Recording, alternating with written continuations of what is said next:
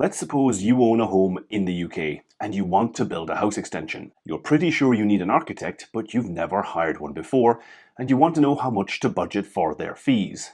How do you find out what an architect costs? If you're thinking of asking Google or ChatGPT, go and do it right now. Try to get architects' fees in your area for a house extension or any other type of project. You might find generic information talking about the methods used to calculate fees, price ranges that are so broad they are meaningless, or an online questionnaire where the architect will get back in touch with a quote, but I can almost guarantee you won't get actual figures on a website. If you search for lawyers' fees online or the cost of private medical treatment, there is a lot of cost information available, but architects, not so much. Most people who watch my videos are homeowners in the UK, but I know that architects also watch the channel, and I have one question for both groups. Do you think architects should publish their fees online? This is something I do in my own practice. For over 16 years, I have published my fees on my website. I'm going to explain why I do this, how it works for my business, and later in the video, I will give an example using this house extension I designed a few years ago. I'm going to give a breakdown of my fees for this project if it was built in 2025, and I want you to let me know in the comments how you feel about my fee structure. While doing research for this video, I asked ChatGPT to check the internet to see how many UK architecture practice websites have detailed fee information. It found info on MATA and Urbanist Architecture, having some fees online, but it went on to list Real Life Architecture and Capital A Architecture as having taken steps towards greater transparency by publishing detailed fee structures and examples on their website. Now this freaked me out because I own both of those businesses. I asked if ChatGPT knew this fact before doing its search. Turns out it didn't. It thinks I might literally be the only architect in the UK who publishes detailed fee information on my website. Now, I'm not saying every architect should publish their fees, I'm just offering my own experience as an example. And to understand that, we need to go back to when I met my wife. It's 2006, and this lucky guy started going out with a beautiful law school graduate. I was working at an architecture firm in Edinburgh, and she was working at her first job in a lawyer's office. Most of our friends were lawyers, and I realized they all had way more financial information about their jobs than I did. They all knew their charge-out rate, and they were all given financial targets by their firms. The difference in working culture between law and architecture came as a shock to me, and I asked myself, why don't we do that? By 2008, I was working in a commercial architecture firm on a large housing project for a big national developer. One day, my contact at the developer called and asked me to prepare a series of drawings because they had decided to change the layout of some of the houses under construction. He didn't think it would take that long to do the drawings, and he asked me what my day rate was. I had no idea. So I asked the associate who was my immediate supervisor. He had no idea. So I asked the partner running our office. He was busy and told me to ask him tomorrow. The next day came, I knocked on his door, he looked flustered, and after some reminding, he said, "Tell the client it's £250 a day." Now, I liked my boss personally, and I respected him professionally, but I knew he had pulled that number out of thin air. I was beginning to think my profession should pay more attention to business fundamentals. 1 year later, I was working for myself. Along with many of my colleagues, I had lost my job in the Great Recession, and there was nothing else to do. I tried every trick in the book to get projects. I created a website, I advertised, I networked, and I called every person I knew. One week, I met 2 potential clients who found me through an advert. I drove to their homes, talked about what they wanted to do, and eventually came onto the subject of my fees. Now, back then I charged a lot less than I charge now, but both of these clients turned me down flat, saying they would not pay my fees. I remember driving home in a rage, determined to avoid wasting my time on clients like that. I got out of the car, went into my house, and created a page on my website called Architects' Fees. I posted a very basic schedule for typical house extensions and internal alterations. My plan was to email a link to any potential client that got in touch. I wouldn't agree to meet them unless they accepted my fee scale in advance. About 2 weeks later, my wife called me during her lunch break. She had Googled the term architect in Edinburgh, and my website was coming up at the top of the results page. It turns out a lot of people were searching for information about architects' fees, and many of them hired me to work on their projects. I've lost count of the number of clients who found me through Google and who tell me they love the fact my fees are transparent. Nobody haggled with me from then on, and very few tried to waste my time. This was a big improvement, but I still wasn't earning all that much. In 2010, I joined a group of sole practitioner architects in Edinburgh. Now, we support each other with continuing professional development, recommending suitable builders, information about the building regulations and planning issues, that kind of thing. Most of us work alone on domestic projects in the Edinburgh area. Being a sole practitioner can be isolating, but the group has been a great help over the years. In 2014, we carried out a fee survey of our members. This was done anonymously, and the survey had a variety of questions about the method of fee calculation, hourly charge-out rate, and hypothetical projects the members would submit fees for. When the results came in, they were shocking. Now, a survey of any variable will usually generate a bell curve distribution, with a few outliers on either side and most respondents grouped in the middle. We expected to find a few members charging low fees and a few charging high fees, and the majority charging average fees.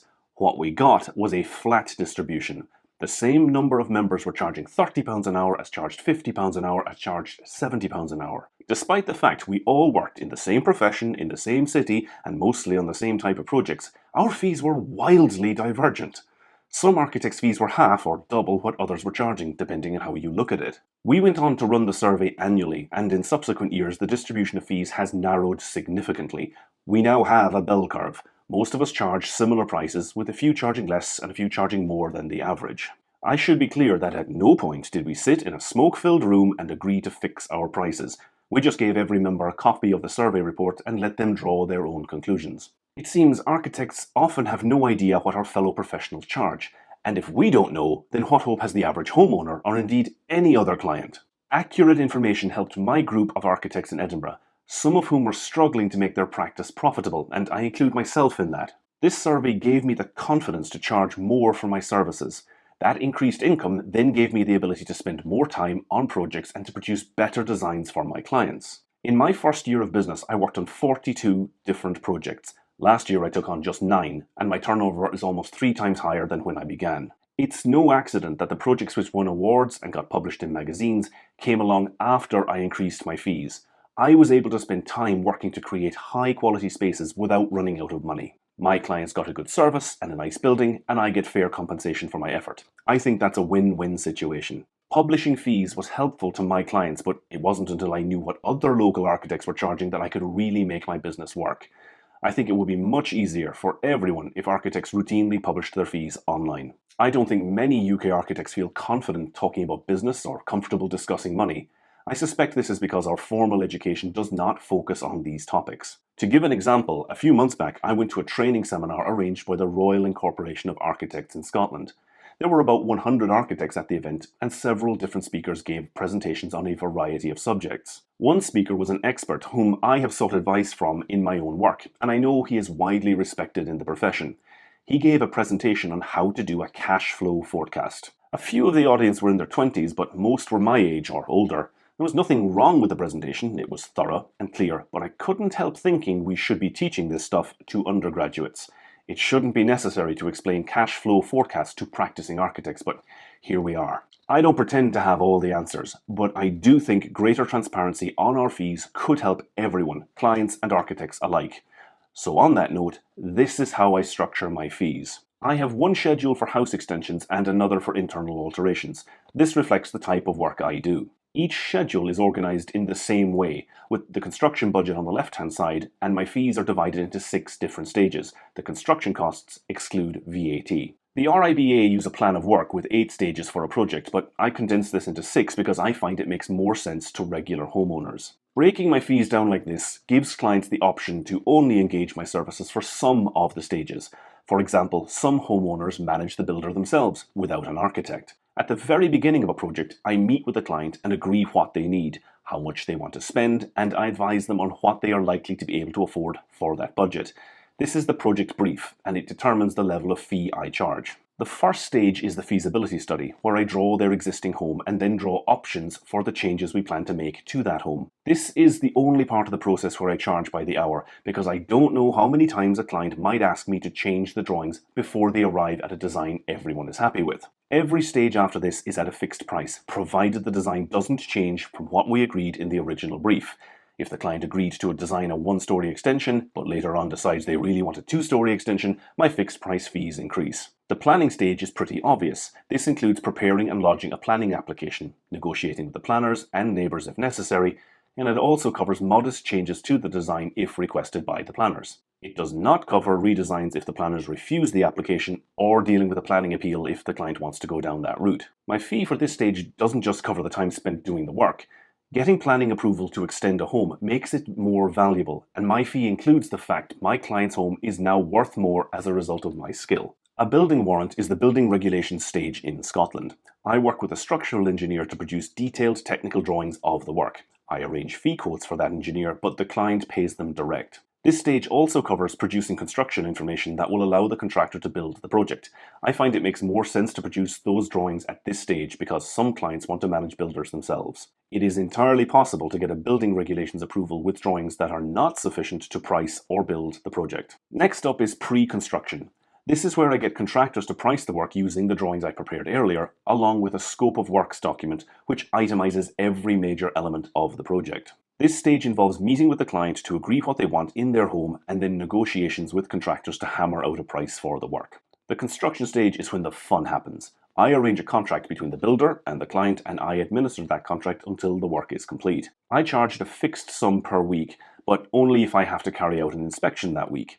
Every project is different. Some need inspections only every fortnight, others may need them more often. I control the payments to the contractor at regular intervals by valuing the work done and the materials stored on site. The amount I charge per week goes up if the project is more expensive and therefore more complex.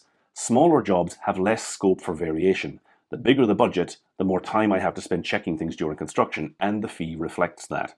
Finally, the post-construction stage, which covers inspecting the finished building for defects. This is sometimes called snagging. It includes agreeing the final account with the contractor and applying for a completion certificate from the local authority. I exclude some things from my service, such as interior and landscape design. These cost extra if a client needs me to do them. I also don't pay the fees for any consultant, such as the structural engineer, or the fees to lodge planning or building regulations application. These are all paid direct by the client. I used to do cost estimation as part of my feasibility study, but because of inflation over recent years, I stopped offering that service.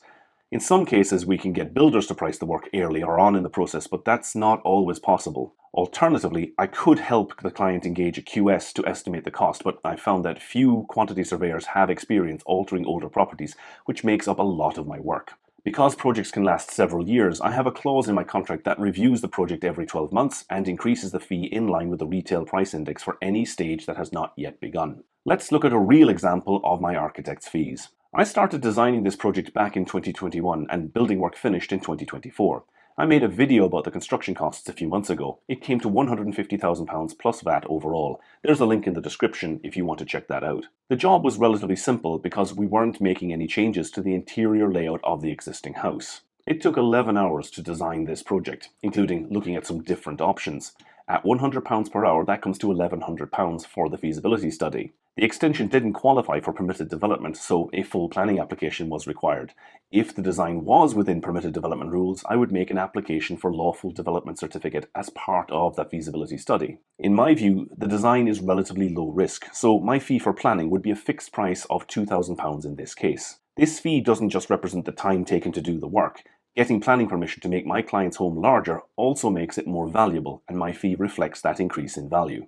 For the building warrant stage, I would charge a fixed price fee of £4,000. This covers working with the structural engineer and the glazing supplier on technical specifications, as well as creating all the drawings that show the contractor how to build the extension. This includes electrics, drainage, insulation, ventilation, heating, and all the other requirements of the building regulations. I make the application for building regulations approval, and I answer any questions the building standard officer has until the application is approved. Next up is the pre-construction stage, where we work out how much it will cost to build the design. I charge a fixed price of £2,500 for this stage. I draw up a scope of works which itemizes all the parts of the job separately, such as foundations, steel frame, external walls, roof, doors, flooring, and electrics. I talk to the contractors in my network, people I know and trust, and ask if they want to participate in a competitive tender.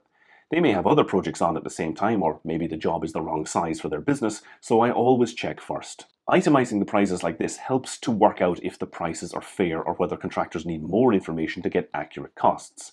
Once a builder has been chosen, I arrange a contract between them and the client before we start work. During the construction stage, I charge a fixed price of £400 per week if there is a site meeting. Over the course of this project, I inspected site 11 times, so this stage cost £4,400. I issued minutes for every meeting, I controlled payments to the contractor, and assisted with some changes to the design and specifications during the build. At the end of construction, the last stage of my services is where I finalize the account with the contractor, inspect the building for defects, and apply for a completion certificate to the local building standards department. This stage might sound simple, but it can drag on for months and even lead to disagreement and sometimes disputes. My fee would be £1,000 for this stage of the project. So in total, my fees for this house extension would be £15,000, which is 10% of its construction budget. If the project were more complex, involving altering inside the existing house, for example, my fee would be higher, maybe 12 or even 15% of the overall construction budget. I made this video to give homeowners an insight into how my fees work, but also to start a discussion among architects in the UK. I want to know how you feel about this. Do you think my fees are too high, too low, or do you disagree with my fee structure? Whether you are a homeowner or an architect, do you think more architects should publish their fees online, like I do? Let me know in the comments. For architects, I don't buy the idea that publishing our fees is impractical or that our clients and projects are so unique that fees can't be standardized. If the medical profession can do it, despite the differences in patients' age, gender, and medical history, so can we. I don't think mandatory fee scales will come back, and I'm not convinced protection of function would work in practice.